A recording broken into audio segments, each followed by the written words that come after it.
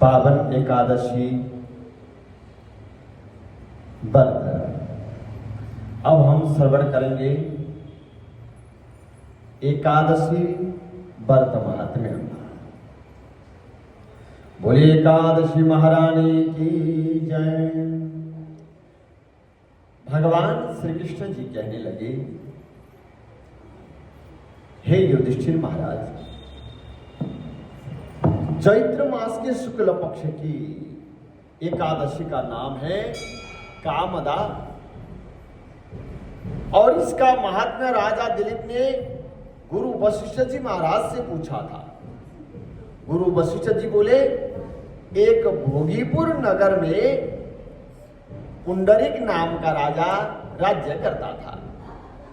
बोले उसकी सभा में गंधर्व गान किया करते थे, अप्सरा नृत्य करती थी, और उनमें ललिता नाम की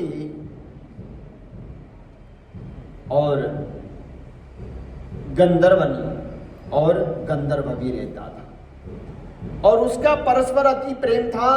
एक दिन राज्यसभा में ललित गंधर्व गान कर रहा था। ललिता उसके सामने थी, उसकी स्मृति में गाना अशुद्ध गाने लगा। बोले किसी ने राजा के सामने चुगली लगा दी।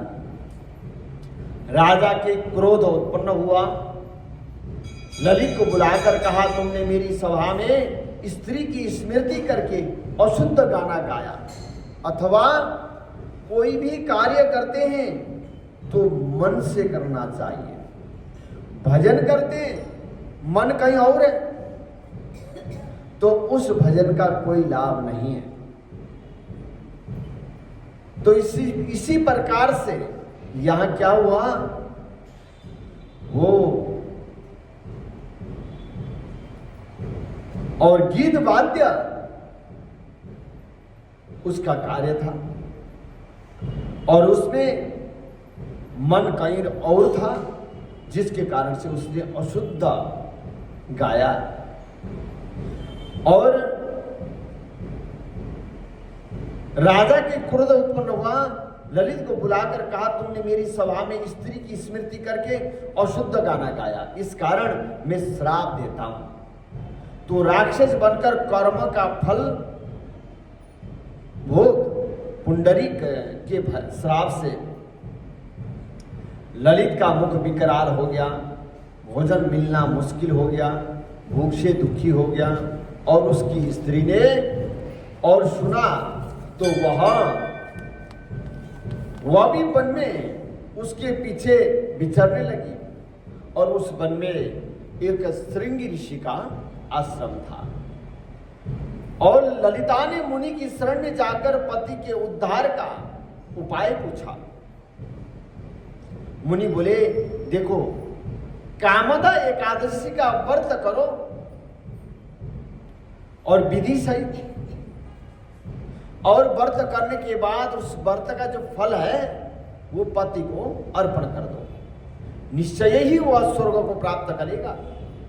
इसलिए ललिता ने कामदा एकादशी व्रत का रात्रि को जागरण भी किया, व्रत किया और जागरण किया, और दीप जलाया, प्रभु के गुण गाए, प्रातः ब्राह्मणों को दक्षिणा देकर भोजन कराया, फिर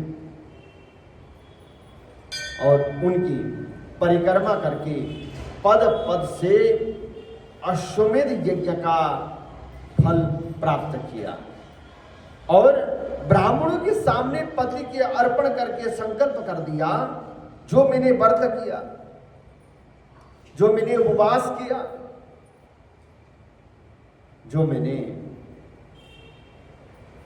जागरण किया, यह संपूर्ण में यह फल अपने पति के निमित्त दे देती हूं। इस प्रकार से पति के निमित्त अर्पण कर दिया। उसी समय वह राक्षस योनि से छुटकर पत्नी सहित स्वर्ग को चला गया। इस प्रकार से जो भी कामदा एकादशी का व्रत करते उनके जन्म जन्मांतर के पाप विनाश हो जाते हैं, कर्म शुद्ध हो जाते हैं। इस प्रकार भगवान श्री कृष्ण जी महाराज युधिष्ठिर को बताते हैं, इति श्री कामदा एकादशी व्रत महात्म्यम संपूर्ण। बोले एकादशी महारानी की जय। जय जय राधा रमण हरि बोल, जय जय राधा रमण हरि बोल।